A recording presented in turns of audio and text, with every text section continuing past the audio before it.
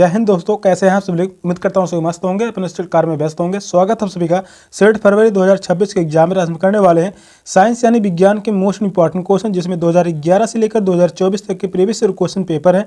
Physics, chemistry, biology और pedagogy से question लिए गए हैं। 30 नंबर यहाँ से एग्जाम में करके आएंगे, ये पूरी गारंटी है। 100% यहाँ से गारंटी रहने वाला है। NCERT 6 से 8 का निचोड़ यहाँ पर लिया गया है। चैनल पर जो भी नए हैं चैनल को सब्सक्राइब कर लीजिए। क्लास भी आज 4 है। चलिए क्लास को स्टार्ट करते हैं। और आज का पहला क्वेश्चन है, दूध में निम्नलिखित में से कौन सा पोषक तत्व होते हैं?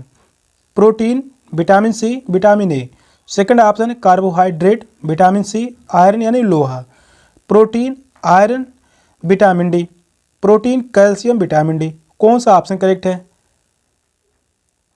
मोस्ट इंपॉर्टेंट क्वेश्चन है, काफी बार एग्जाम में यह क्वेश्चन पूछा जा चुका है। क्वेश्चन नंबर 1 का राइट आंसर क्या होगा? दूध में निम्नलिखित में से कौन से पोषक तत्व होते हैं? दूध में पोषक तत्व होते हैं protein, calcium, vitamin D. Fourth option correct है, प्रोटीन, कैल्शियम व विटामिन डी।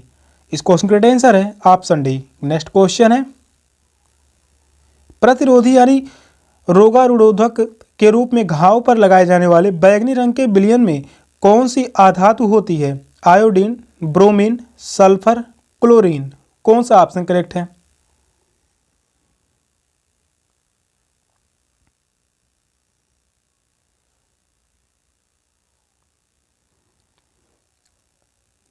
क्वेश्चन नंबर 2 कह रहा है, प्रतिरोधी के रूप में घाव पर लगाए जाने वाले बैंगनी रंग के विलयन में कौन सी अधातु होती है? आयोडीन। फर्स्ट ऑप्शन करेक्ट है, आयोडीन। एंटीसेप्टिक औषधियाँ सूक्ष्म जीवाणुओं को मारने एवं उनकी वृद्धि को रोकने में सहायता करती हैं। यह रक्त को दूषित होने से रोकने व घाव आदि भरने में विशेष रूप से सहायता करता है आयोडीन। फर्स्ट ऑप्शन करेक्ट है। नेक्स्ट क्वेश्चन है, वायु के संबंध में नीचे दिया गया कौन सा कथन सही नहीं है? यहाँ पर निगेटिव पूछा हुआ है। मोस्ट इंपॉर्टेंट क्वेश्चन यह भी रहने वाला है। मृदा में वायु उपस्थित नहीं होती। जल चक्र में वायु की महत्वपूर्ण भूमिका होती है। वायु स्थान घेरती है।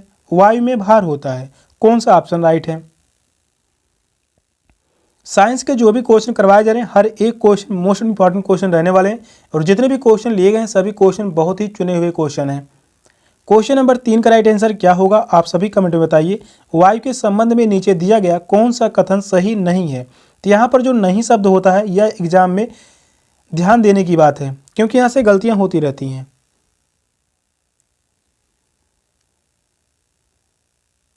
वायु के संबंध में कौन सा कथन गलत है? मृदा में वायु उपस्थित नहीं होती, तो यह बात गलत है। उपस्थित होता है, फर्स्ट ऑप्शन ही करेक्ट है। पृथ्वी को चारों ओर से घेरे हुए वायु के विस्तृत फैलाव को वायुमंडल कहते हैं। वायु का यह आवरण एक लिफाफे के रूप में है जो पृथ्वी के गुरुत्वाकर्षण के कारण इसका एक अभिन्न अंग बन गया है। तो वायु में उपस्थित मृदा जो है नहीं होती, तो यह गलत होगा। फर्स्ट ऑप्शन करेक्ट है। नेक्स्ट क्वेश्चन है, स्तंभ ए में दिए गए पाचन तंत्र के अंगों और स्तंभ बी में दिए गए उनके कार्यों का नीचे दिया गया कौन सा मिलान सही है? यहाँ पर स्तंभ ए में दिया गया यकृत यानी लीवर, अमाशय, पित्ताशय, अग्नाशय।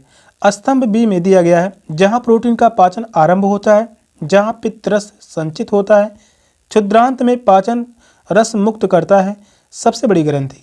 कौन सा ऑप्शन करेक्ट है? यहाँ पर 4 ऑप्शन दिए गए हैं, किस ऑप्शन में सही मिलान किया गया है? क्वेश्चन लंबा है, क्वेश्चन को ध्यानपूर्वक पढ़िए और बताइए कौन सा ऑप्शन करेक्ट है। इस प्रकार से क्वेश्चन शीट के एग्जाम में 1 से 2 क्वेश्चन पूछे जाते हैं विज्ञान में।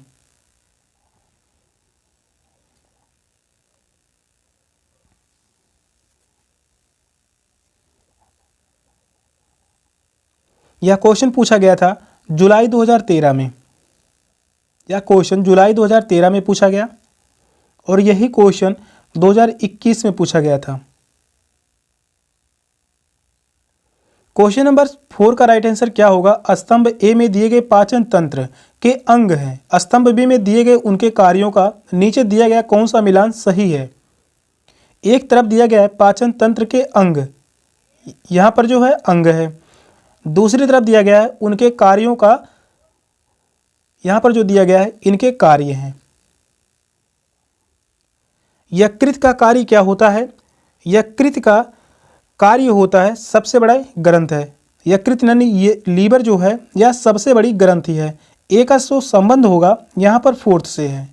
ए का संबंध फोर्थ से है।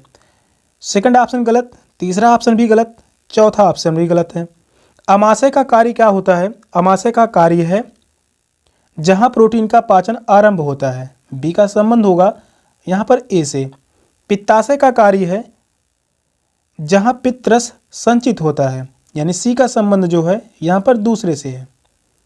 अग्नाशय का कार्य है क्षुद्रांत में पाचन रस मुक्त करता है।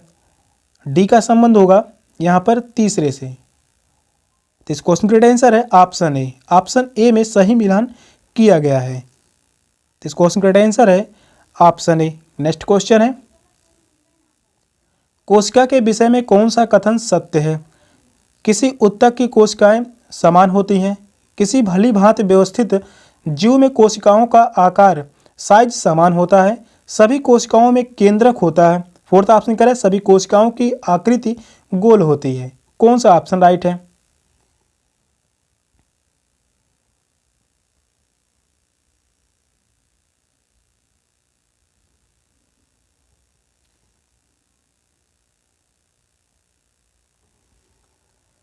क्वेश्चन नंबर 5 यह इंपॉर्टेंट है, एग्जाम में यह क्वेश्चन पूछा गया है। 2023 में यह क्वेश्चन पूछा गया था।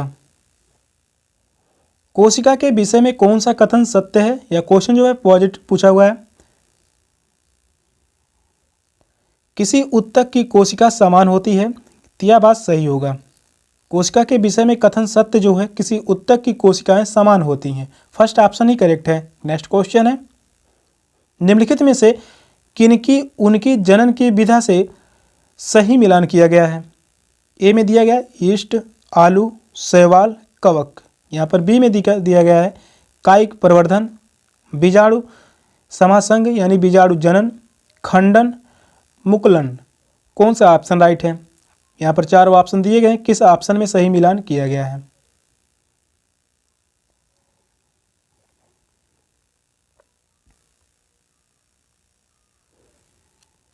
मिलान से संबंधित यहाँ पर साइंस में 1 से 2 क्वेश्चन पूछे जाएंगे, जो कि इंपॉर्टेंट क्वेश्चन होते हैं, आसान भी होते हैं। क्वेश्चन नंबर 6 का राइट आंसर क्या होगा? निम्नलिखित में से किनका उनकी जनन की विधा से सही मिलान किया गया है? ईस्ट का संबंध होगा मुकुलन। ए का जो संबंध है यहाँ पर फोर्थ से है। ए का संबंध फोर्थ से है। ए का संबंध पहले से या गलत होगा। ए का संबंध दूसरे से, या भी ऑप्शन गलत। ए का संबंध तीसरे से, या भी ऑप्शन गलत। इस प्रकार से एग्जाम में अगर हल करेंगे तो क्वेश्चन आसानी से हल हो जाएंगे, नहीं तो ये क्वेश्चन बहुत ही टफ होते हैं। आलू का जो संबंध होगा कायिक प्रवर्धन से, यानी बी का जो संबंध है ए से। बी का संबंध है ए से। शैवाल का संबंध होगा खंडन से, यानी सी का जो संबंध है यहाँ पर तीसरे से। कवक का संबंध होगा बीजाणु समासंग से। डी का संबंध है यहाँ पर दूसरे से। इस क्वेश्चन का आंसर है ऑप्शन डी। डी ऑप्शन में सही मिलान किया गया है। नेक्स्ट क्वेश्चन है, निम्नलिखित में से कौन सा ऐसे प्रदूषण ओजोन परत के अपक्षय के लिए उत्तरदायी होते हैं? क्लोरोफ्लोरोकार्बन, अम्लीय वर्षा, मीथेन और कार्बन डाइऑक्साइड और कार्बन मोनोऑक्साइड। कौन सा ऑप्शन राइट है? मोस्ट इंपॉर्टेंट क्वेश्चन है। यह क्वेश्चन काफ़ी बार एग्जाम में पूछा गया है, तो आप सभी इस क्वेश्चन को ध्यान में रखिए, पूछे जाने की पूरी संभावना है।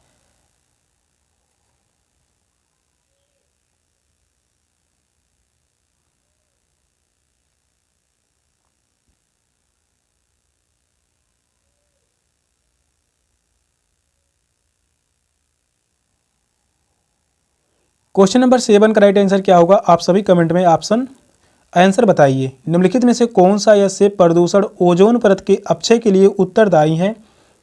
क्लोरोफ्लोरोकार्बन। फर्स्ट ऑप्शन करेक्ट है, क्लोरोफ्लोरोकार्बन। वायुमंडल में ओजोन गैस की उपस्थिति पर्यावरण के जैविक तत्वों के जीवन को सुचारू रूप से चलाने के लिए आवश्यक होती है। सूर्य से आने वाली विकिरण में उपस्थित परावैंगनिक किरणों का 99% से अधिक भाग इस गैस के द्वारा वायुमंडल में प्रवेश के साथ ही अवशोषित कर लिया जाता है। फर्स्ट ऑप्शन करेक्ट है। नेक्स्ट क्वेश्चन है, निम्नलिखित में से कौन सा समुच्चय संचारी रोगों को निरूपित करता है? मियादी बुखार यानी टाइफाइड, मलेरिया, रक्त छीड़ता, स्वाइन फ्लू। मियादी बुखार, typhoid, swine flu, malaria, polio. Diabetes, मियादी बुखार यानी टाइफाइड, मलेरिया, रक्त छीड़ता। फोर्थ ऑप्शन कह रहा है रक्त छीड़ता, स्कबरी, अतिसार, हैजा। कौन सा ऑप्शन राइट है?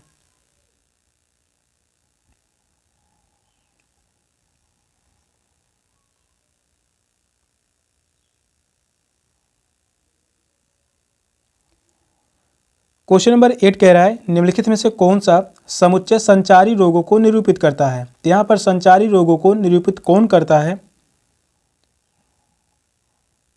मियादी बुखार यानी typhoid, swine flu, malaria, polio. Second option correct है। इस क्वेश्चन का आंसर है ऑप्शन बी। भोजन और जल के जरिए अनेक रोगोत्पादक कारक शरीर में प्रवेश कर जाते हैं।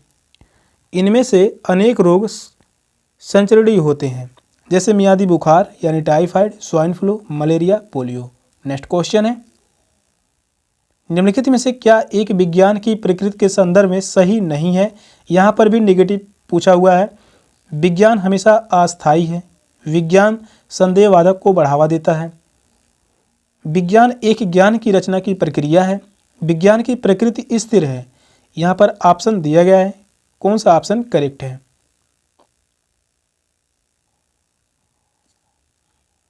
निम्नलिखित में से क्या एक विज्ञान की प्रकृति के संदर्भ में सही नहीं है? या नहीं शब्द जो होता है एग्जाम में बहुत ही ध्यान देने योग्य बातें हैं।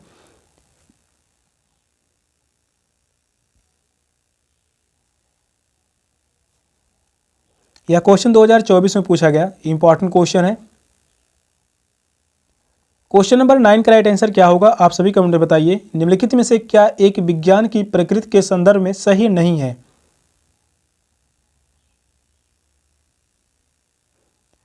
विज्ञान हमेशा अस्थायी है, यह सही होगा। विज्ञान संदेहवाद को बढ़ावा देता है, यह भी सही है। विज्ञान एक ज्ञान की रचना की प्रक्रिया है, यह भी सही है।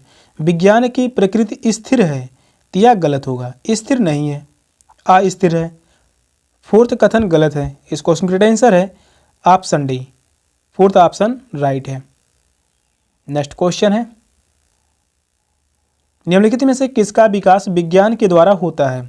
निष्पक्षता, वैज्ञानिक दृष्टिकोण, वैज्ञानिक स्वभाव, अस्थायी मानस प्रवृत्ति। यहाँ पर ऑप्शन है दूसरा, तीसरा, चौथा। पहला, दूसरा और तीसरा, तीसरा और चौथा, पहला और चौथा। कौन सा ऑप्शन राइट है? ये सभी कथन से क्वेश्चन है। कथन से यहाँ पर जो है साइंस यानी विज्ञान में जो क्वेश्चन पूछे जाएंगे लगभग 15 क्वेश्चन यहाँ से कथन से ही रहेंगे।